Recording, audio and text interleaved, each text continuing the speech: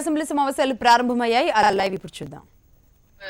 వీళ్ళు మాట్లాడే భాష ముఖ్యమంత్రి గారి పట్ల కానీ లేకపోతే మీ పట్ల కానీ వీళ్ళు వ్యవహరించే తీరు కానీ దొంగలు ఆలిబాబా 40 దొంగల్లో ఉన్నారు అధ్యక్ష. వీళ్ళు శాసనసభ్యుల్లాగా లేరు, ఒక క్రిమినల్స్ లాగా వ్యవహరిస్తా ఉన్నారు అసెంబ్లీలో. వీళ్ళు ఏం కోరుకుంటా ఉన్నారు, వీళ్ళకి ఏం కావాలి, ఒక సవాలు విసురుతారు.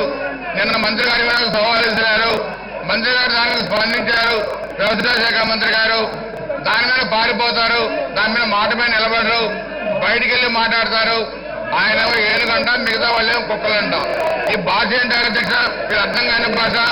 అదేవిధంగా నాకు చంద్రబాబు నాయుడు గారికి నక్కకి నాగలోకానికి కొంత తేడా ఉందంటారు. వాస్తవం అధ్యక్ష, ఈ ప్రతిపక్ష నాయకుడికి చంద్రబాబు నాయుడు గారికి ఏంటి పోలిక? వీళ్ళు జైలుకి వెళ్ళి వచ్చిన నాయకులు. చంద్రబాబు నాయుడు గారు ఒక సుదీర్ఘ రాజకీయ అనుభవాలు గల నాయకుడు.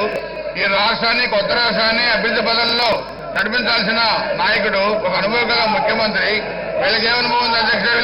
వీళ్ళు జైలుకు వచ్చిన అనుభవం ఉంది. లక్షల కోట్ల రూపాయలతో తండ్రిని, అధికారాన్ని అడ్డపెట్టుకుని దోపిడీ చేసిన అనుభవం ఉంది. ఈరోజు ఐఏఎస్ అధికారి శ్రీలక్ష్మి అధ్యక్ష, ఈ రోజు చూస్తే బెడ్ మీద పక్షవాతం వచ్చి నడవలేని పరిస్థితుల్లో సాగు బతుకుల మధ్య కొట్టుమిట్టాడుతుంది. వీళ్ళు కాదా అధ్యక్ష? వీళ్ళు ఐఏఎస్ అధికారులని, ఐపీఎస్ అధికారులని, వీళ్ళ పార్టీలో పనిచేసే మంత్రుల్ని జైలుకి పంపించిన సిగ్గులేని పార్టీ అధ్యక్ష వైఎస్ఆర్ పార్టీ. వీళ్ళు కూడా ఈరోజు మాట్లాడుతూ ఉన్నారు అధ్యక్ష. వీళ్ళు ఒక దొంగల్లాగా వ్యవహరిస్తా ఉన్నారు, ఒక క్రిమినల్స్ లాగా వ్యవహరిస్తా ఉన్నారు అధ్యక్ష. వీళ్ళని ప్రజలు కూడా అర్థం చేసుకుంటా ఉన్నారు అధ్యక్ష. ఈరోజు ఈ అసెంబ్లీ సమయాన్ని వృధా చేస్తూ ఈరోజు స్పీకర్ గా మేమేనా కూడా గౌరవం లేకుండా, ముఖ్యమంత్రి గారి అనుభవాన్ని కూడా వీళ్ళు మరి గుర్తింపుని ఇవ్వకుండా, గౌరవాన్ని ఇవ్వకుండా ఇష్టారాజ్యంగా నోటికి ఏదొస్తుంది మాట్లాడడం. వీళ్ళేదో పెద్ద సత్యరథ హరిచంద్రులు అయినట్టు, మిగతా వాళ్ళందరూ కూడా తప్పుడోళ్ళు అయినట్టు. వీళ్ళకి ఏమరుగుతుంది అధ్యక్ష మాట్లాడటానికి? ఇన్ని వేల కోట్ల రూపాయలు దుర్వినియోగం చేసి అధికారాన్ని అడ్డపెట్టుకొని అనేక విధాలుగా ఈరోజు మాట్లాడతారు. వైజాగ్ ఎయిర్పోర్ట్ లో ముఖ్యమంత్రి టచ్ చేస్తా ఉన్నా అంటారు, కృష్ణా జిల్లా కలెక్టర్ని జైలుకి తీసుకెళ్తానంటాడు. అదేవిధంగా అధికారులు ఇష్టారాజ్యంగా మాట్లాడతారు. వీళ్ళకి ఒక సమాజం పట్ల గౌరవం కానీ, సమాజంలో పనిచేసే ఉద్యోగుల పట్ల గౌరవం కానీ వీళ్ళకి లేదు అధ్యక్ష. వీళ్ళ మీద తీవ్రమైన చర్యలు కూడా తీసుకోవాల్సిన అవసరం ఉంది.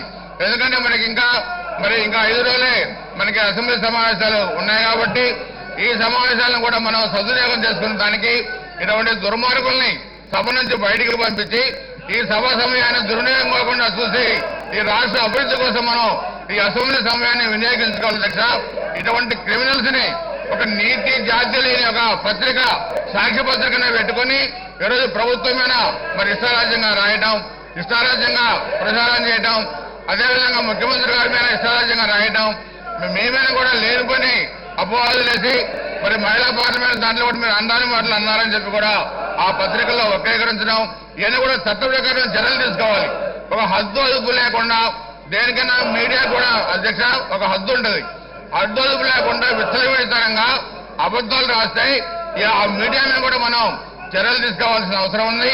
ఇటువంటి క్రిమినల్స్ గా వ్యవహరించాల్సిన శాసనసభ్యుల మీద కూడా మనం చర్యలు తీసుకోవాల్సిన అవసరం ఉంది అధ్యక్ష. కాబట్టి ఇప్పటికైనా మీరు స్పందించి ఈ విలువైన అసెంబ్లీ సమయాన్ని, మా సమయాన్ని, ప్రజల సమయాన్ని కాపాడవలసిన కోరుతా ఉన్నాను అధ్యక్ష.